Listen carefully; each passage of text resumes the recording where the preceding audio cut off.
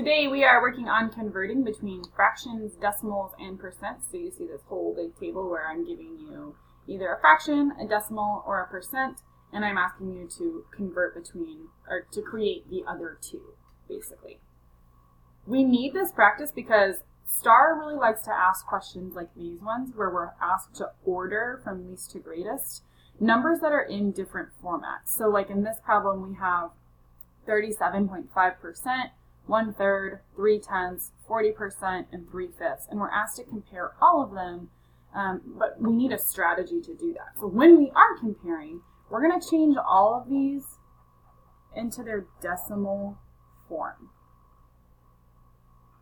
We're actually going to start down here on this table because I want us to go over the strategies for how to convert all of these to decimal form before we go up and answer those STAR questions. So starting on this table, we have the fraction 4/5.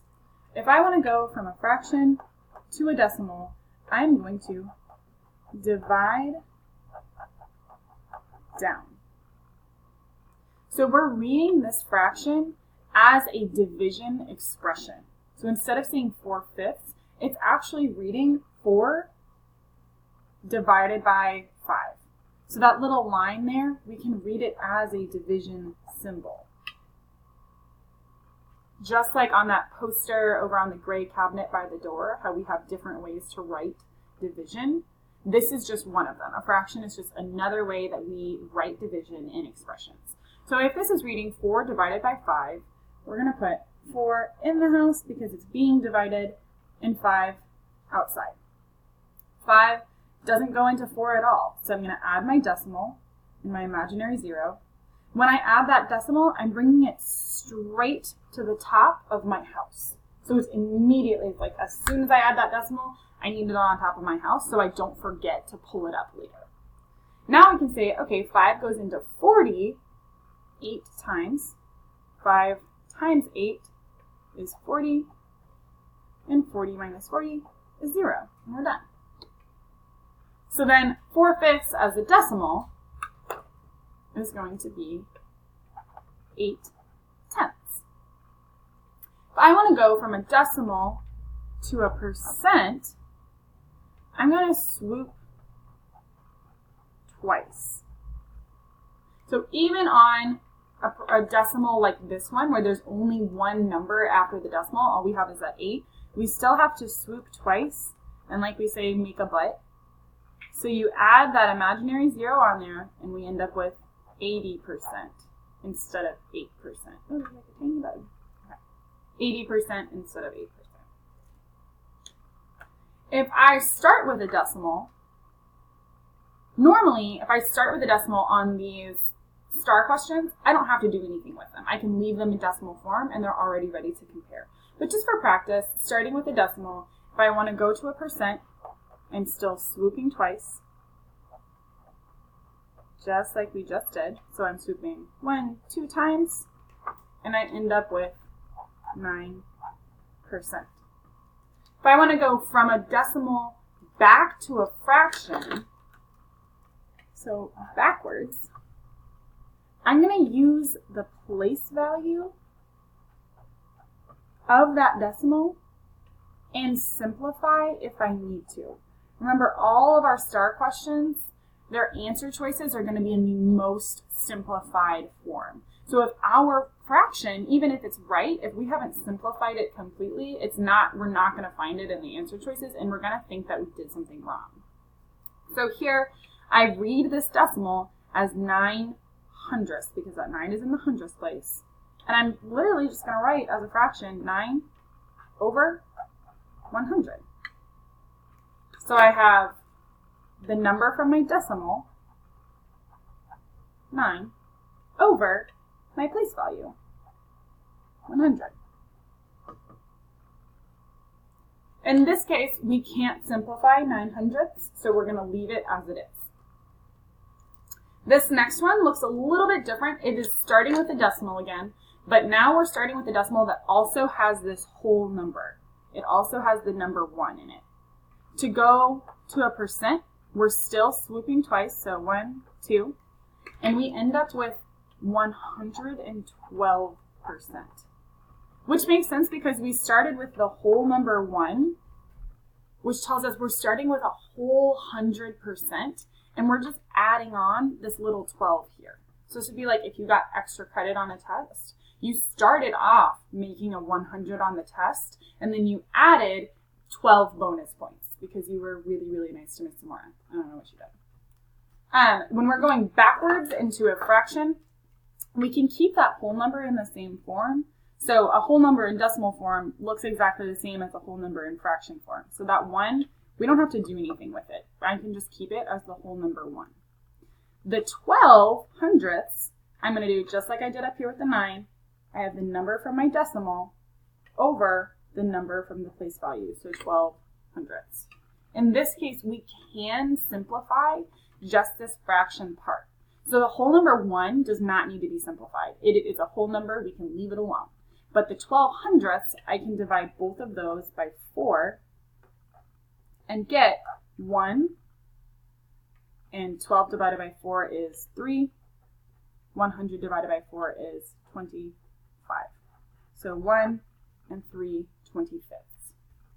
That would be our most simplified form, and that would be the answer choice provided by the STAR test. Okay, 2 more. We have the fraction 3 24ths. Again, here we are dividing down. So reading this as a division expression, it would actually be written as 13 divided by 24. So 13 is going in the house, 24 outside. And this one we're going to get kind of a messy decimal. So we're going to round to the hundredths. We're rounding to the hundredths. 24 does not go into 13, so right off the bat, I have to add my decimal, bring it straight up, and add that imaginary 0. 24 goes into 130 5 times. 24 times 5 is 120. We subtract and get 10. I add another 0, bring it down to 100. 24 goes into 100 4 times. We get 96. Subtract, and I get 4. Bring down one more 0 because I need to round to my hundredths. So I'm actually going to divide all the way to the thousandths place and then round up or down to the hundredths. 24 goes into 40 just 1 time, and I end up with the decimal 541 thousandths. If I'm looking next door, that 1 is not big enough for me to round up. So I'm going to keep my decimal as 54 hundredths. I swoop twice to get my percent of 54%. For this very last one, if I'm going from a percent backwards to a decimal, I'm still swooping twice.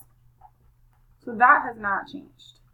But now I'm swooping away from the percent sign 1, 2 times, make that but, and we end up with 1 whole and 53 hundredths. Just like this 112%, it's like our extra credit. We started off with 100% and then we added an extra 53 to it.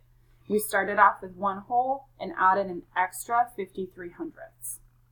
So when we're moving to a fraction, just like we did up here, I have that whole number in fraction form or in decimal form, it's still just 1.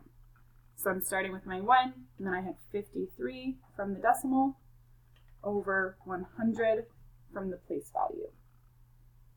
Okay, now that we have all of our strategies completely figured out, we're going to do one of these STAR problems together, and this other one, this is going to be your classwork problem, which remember, this is going to be graded and all put together with every single classwork problem as a quiz grade at the end.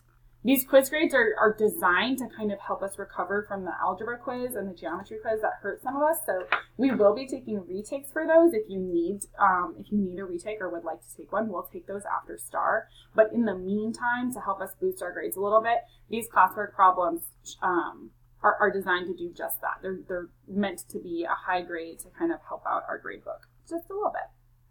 So looking at this problem, we are ordering these numbers from least to greatest. And like I said at the beginning, right now they're in all these different formats. There's no way to find a common denominator or anything like that. So I'm going to convert all of them into decimals. Starting with this 37.5%, I'm swooping 2 times, and I end up with 375 thousandths. My 1/3, I would need to divide down. So I have 1 divided by 3. This is going to give us a repeating decimal. So we're going to round to the hundredths and say that it's 0 and 33 hundredths. Our 3/10 here is already in decimal form, so we're good to go. 40%, we're swooping 2 times to get 4/10. And 3/5, we're dividing down. So 3 would go in the house and 5 outside.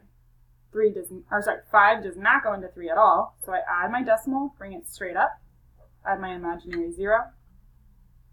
5 goes into 36 times. We get 30 exactly, and we're done. So 3/5, I'm going to convert to 0 and 6/10. At this point, I'm just looking at all of my decimals, and I can very easily put them in order. So I see that 3/10 is my smallest decimal. So I'm starting with 3/10, and I cross that one off because it's been put in order. My next smallest is this 33 hundredths. Cross that one off. My next smallest would be 375 thousandths, followed by 4/10 and 6/10. So we've got all of them put in order. But my order here is all in decimal form. Our order and our answer choices are still in the original format. So some in percent, some in fractions, some in decimals. And you're actually going to have to make sure that these line up properly. So I know, like, okay, this one was actually 33 hundredths was actually 1/3. 375 thousandths was actually 37.5%. So putting them back in their original form, checking your order, and selecting an answer choice. This last one only has 3 answer choices. On your Google Classroom, the answer choices are just listed as A, B, and C because the fraction form, like I couldn't get the fractions to type correctly. So we're just going to select from A, B, or C, and you're looking at these lists that are on your classwork. So you're using these lists and saying, oh, I think that B is the correct answer, so I'm going to select B on Google Classroom. Remembering again that that is going to factor into a quiz grade. If you have any trouble on the homework tonight, or if you have had trouble in the past, remember that we have those homework help videos at the very bottom of our Google Classroom. So if you go to the classwork tab and scroll all the way down, we have homework help for every single day. So for today, you would go to like the April 30th homework help. It says FDP on it for fraction, decimal, percent. You say like, yeah, I'm kind of struggling with this, or maybe my explanation didn't make perfect sense to you. So you could watch that video instead. You can watch it in class, you can watch it at home, or whenever you're working on this last page of your packet. If you have any questions, remember to bring them to small group with me or Miss